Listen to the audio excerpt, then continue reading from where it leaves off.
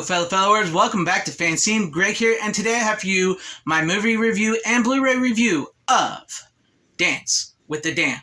Now, this is my second video because basically I divided these movies and these reviews into two-part videos. If you have not seen the first video where I did Dance with Death, check that video out. I will have links so you can check that out in this video and everything. But in this video, we're going to focus on Dance of the Damned, and this is an exclusive Shout Factory Blu-ray. It's only available on their website, 1,500 copies. I will put a link in the description so you guys can go check it out and buy it if you want to buy it after this. And of course, it is Scream Factory double feature. And for anybody who didn't see the first video, here's what the Blu-ray looks like. Here's the front, the cover. Here's the back of it, and the only special features are trailers for both. There are no other special features. Here's what the inside looks like. It's all on one Blu-ray disc. So there's that. And so as far as this movie goes, so get the glare off there. As far as this movie goes, Dance of the Damned, it's a 2K scan of the only remaining film print. So this will probably be the only time this gets like a Blu-ray release. And like I said, once these are gone, because there are only 1,500 copies on the Shout Factory website, they're gone for good. So if you want to get it, I would suggest getting it now. As far as the picture quality looks, as far as this 2K scan of the only remaining film print, looks great. I didn't have no complaints. It's a little dark, but then again, it is a vampire movie, so a lot of this is at night. I can make out most of it. There's a right amount of film grain. This movie was made in '89. It looked fine. It looked fine. It's probably the best this will ever look. No real big complaints. I mean, it's not like 4K, super cool, crystal clear quality, but it's clear. It's clear enough. It's watchable. And I don't have a problem with it whatsoever. As far as the sound goes, the sound is DTS HD stereo. Sound was fine. Very early on in the beginning, there was a little bit of the sound. It was a little dull. I couldn't make out some of it. Specifically, there's a scene when the vampire and the woman, here the stripper, are on a bus, and the bus sounds louder than them. They kind of maybe could have used some more ADR over them, you know, to beef up the audio. But that was like the only real audio issues I have. Other than that, it's fine. And so yeah, the sound and visual visibility is fine. As far as I'm concerned, it's fine. I mean, like I said, you're not going to get much better than this at this point in time.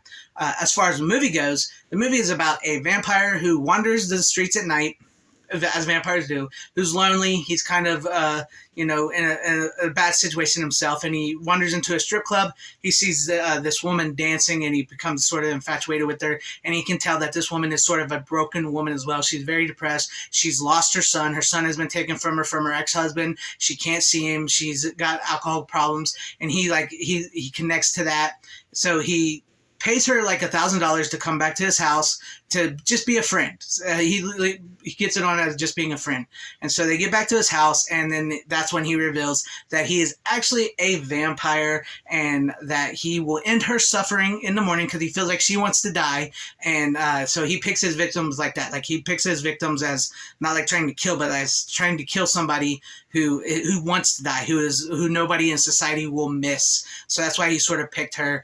And she freaks out, and the whole movie is essentially these two broken characters. This broken vampire, because he has a tragic story himself of who he is. He's kind of like the awkward. He comes off like a suave vampire, you see the vampires everything, but he's really not. He's kind of a nerd, and he's awkward, and he's kind of like comes across as more like adolescent than he does as like a full grown man. And then her, who is like this really very like gone through a lot of crap in her life. She's very much jaded. She's more grown up, but she's had like horrible things happen to her. She's lost her kid. She strips, she does all this. She's had bad things happen to her, and then basically he wants to know what the son feels like. He wants to know what it's like to have friends and everything. He's trying to get her to tell this before morning comes in, and he will end her pain. And they go back and forth. It's this really great character study of like going back and forth of what's going to happen. It's just these two people. It's just these two people talking about their lives and how they are broken and everything. And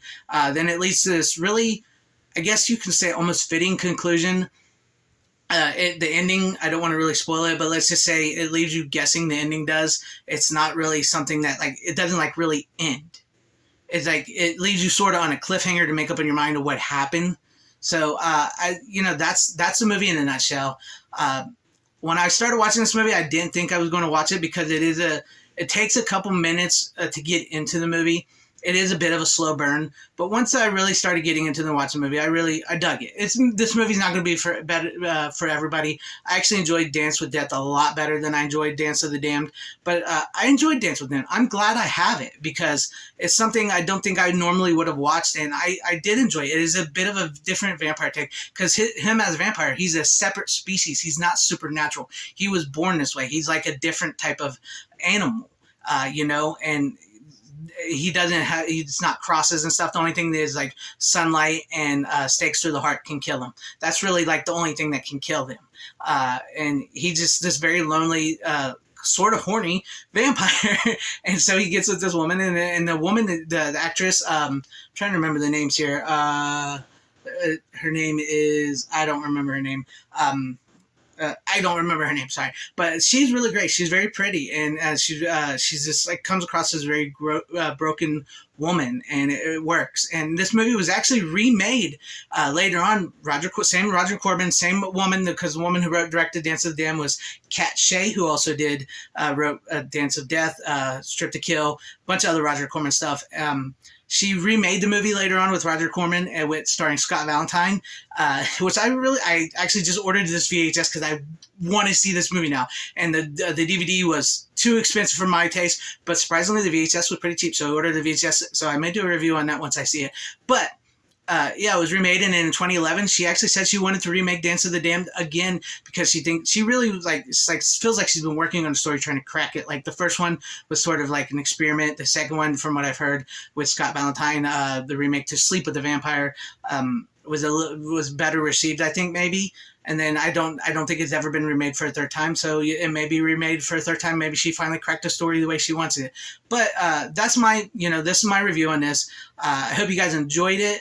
I would say Dance with Death is better than Dance with the Damned, but I enjoyed Dance with the Damned. It's something different. And with Valentine's coming up, if you have you and your significant other who may be into sort of horror movies and stuff like that, that would be a good watch. The movie's not going to be for everybody. It's really not going to be for everybody. It's different.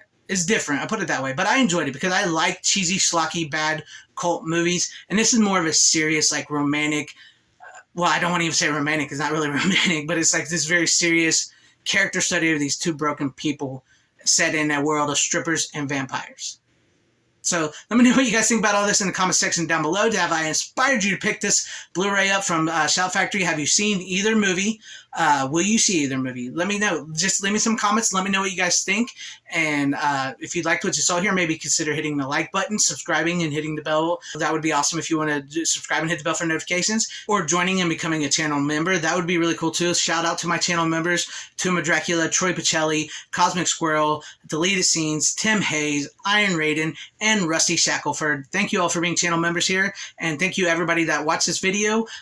Please share the video out for everybody to see. Wherever you are, please have a great, safe, happy, healthy day, morning, afternoon, evening, and night. Always support physical media. It is the superior format. Godspeed.